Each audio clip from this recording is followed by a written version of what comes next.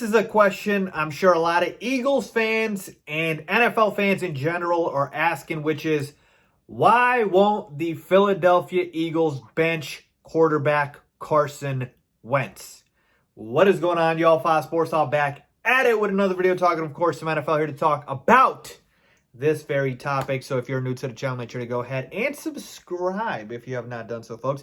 I do talk a lot of NFL on this channel, and you don't want to miss out, all right? So I talk a lot of NFL, big breaking news, whatever it is, I got you guys covered. So let's talk about this news. And real quick before I do, also, if you have not followed me on my social media accounts, make sure to do so. The places to reach out to me, my Twitter, Instagram, all that good stuff down below and on the screen as always. So with that being said, I really want to talk about this, so let's talk about it.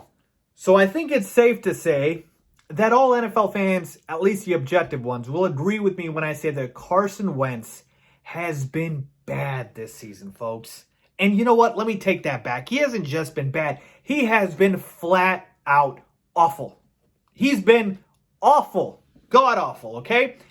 And that's why I'm posing the question which is, why haven't the Eagles benched Carson Wentz? Which I'll get to, but just talking about the fact of how awful he's been, okay, maybe Eagles fans were just noticing it or witnessed it, but now it hits different when it's a national TV game, right? So when you got the Seahawks and the Eagles on Monday Night Football, primetime TV, and the entire world gets to watch Carson Wentz play quarterback, yeah, we see it too. Now everybody sees it, all right? Carson Wentz has regressed. This is a guy who at one point, a few years ago, I know it's a while ago, but it happened a few years ago, was an MVP favorite. Let me repeat that. Not just the MVP candidate, MVP favorite. If he doesn't go down with injury that season, I believe that was the season they won the Super Bowl with Nick Foles. If he doesn't go down with injury that season, he wins the MVP and not Tom Brady. I believe that was the year, if my memory serves correct.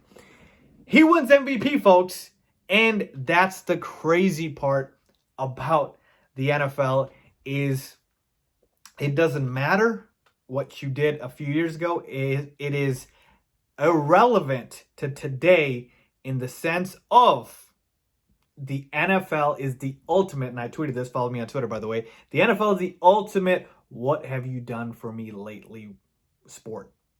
It is, folks. Cam Newton's won an MVP. Nobody cares at this point. What have you done for me lately? What can you do for me today, now, at this second? And Eagles fans need to understand, and I'm sure they do, that Carson Wentz, yeah, that old Carson Wentz, the one who was an MVP favorite, that franchise quarterback Carson Wentz, he's gone. Now, whether or not he'll come back, I don't know. Nobody knows, right? But we know for a fact that right now, he's gone. And he's been gone this entire season, folks. Carson Wentz, this season, when I tell you he's been not just bad, awful, leads the league in interceptions with 15, all right? He's got the most sacks taken, most fumbles. He's a turnover machine. His accuracy is shot. He can't throw guys open. And it's just bad all around. I get it. Look, you can talk about maybe play calling should be better and the scheme should be better. And Dan Orlovsky on ESPN loves to defend Carson Wentz. And you know what? Here's the thing. I'm a Bears fan, so I know exactly how Eagles fans feel right now when we're talking about bad quarterback play because, yeah, believe you me, I've seen enough bad quarterback play to know. And here's the thing.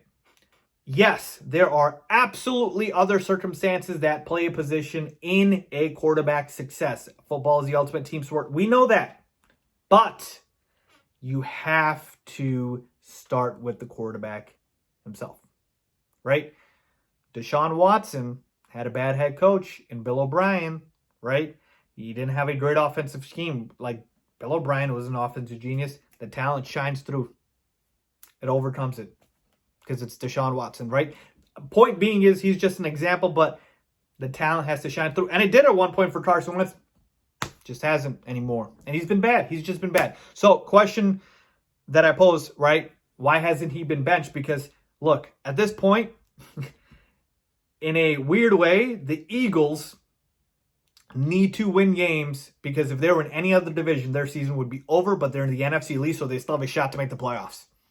All right, that's a joke in itself, and another point that I'll get to in another video, but they have a shot to actually make the playoffs, and they should be trying to win games. Carson Wentz right now is not letting them win those games. They've got Jalen Hurts, a guy they drafted in the second round. Now, if the Eagles had no backup, like it was a journeyman quarterback, I wouldn't be making this argument. But because they have a second-round rookie, why not turn to him and see what happens in Jalen Hurts? And I know he played a couple snaps, obviously, in the game, but nothing significant enough. And here's the thing. Carson Wentz has a cap hit. We have to talk finances here, right? A lot of times people forget this. Carson Wentz and the Eagles signed a contract a couple years ago. 4 years, I believe $128 million. And for Carson Wentz, if the Eagles decide to move on from it after this season, right, they would have a cap hit in 2021 of about $35 million for Carson Wentz. And even worse, they would have dead money of about $60 million. Carson Wentz is going to be on the roster next year. That's basically what I'm saying. All right? Take all those numbers, and the answer you come out with is he's going to be on the roster next year unless some team is dumb enough and willing to trade for him. So $60 million in dead money, $35 million cap hit. In 2022, it goes down to, I think, about $25 million in dead money, and then 15 and so on, right? A lot more palpable, right? A lot easier to deal with, but $60 million, that's not happening. So why hasn't he benched yet? I believe it is all about finances. I truly do. And this is kind of where me being a Bears fan, I don't want to, go off on a tangent here, but at least with the Bears, they have not extended Mitchell Trubisky and given him a huge contract and obviously have to deal with that, right? At least the Bears, even though their quarterback situation is bad with Trubisky and Foles, they don't have large financial commitments to either. So in a weird way, and I know Eagles just won a Super Bowl a couple of years ago, but again, for the future, the Bears are in a better spot in terms of their quarterback position than the Eagles are, because Carson Wentz isn't going anywhere. All right, so I believe that's what's happening here is maybe they want to bench him, and then they keep coming back to the fact that, listen, we can't bench him. Just take a look at the money. We can't bench him. So it should have happened already, but I know now why it's not. It's because of the cap hit. It's because of the finances, and they know once you bench a guy, like, there's no going back. We know that for the most part, right? Once you bench somebody, that's pretty much you admitting you made a mistake, and it's time to move on, right? It's happened all the time. The Bears benched Mitchell Trubisky. The Titans benched Marcus Mariota. We saw the same thing happen with Jameis Winston. It happens, right? These are high drafted quarterbacks. It just doesn't work out. So that's the reason why, folks, why they're not benching Carson Wentz. But to be honest, folks, at this point, if you are trying to win games, which the Eagles look like they are, because they're in a division where they still have a shot to make the playoffs by just winning the division, they should see what they have in Jalen Hurts, right? You don't draft a guy, unless you're the Packers, second overall if you don't plan to use him, right? So why not see what there is with Jalen Hurts? And again, if Jalen Hurts, gives you that spark and is able to provide that, why not? At this point, it's like,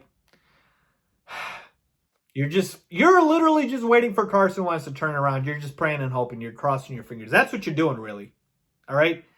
You're basically saying, yeah, we believe in you, Carson, and then behind your back, you got your fingers crossed. So there you have it, folks, my thoughts on the Eagles situation with Carson Wentz and why he has not been benched yet, even though his performance has warranted it significantly. So let me know what you guys think. Leave a comment down below if you agree with me or disagree that the Eagles should bench Carson Wentz. As always, thanks for watching.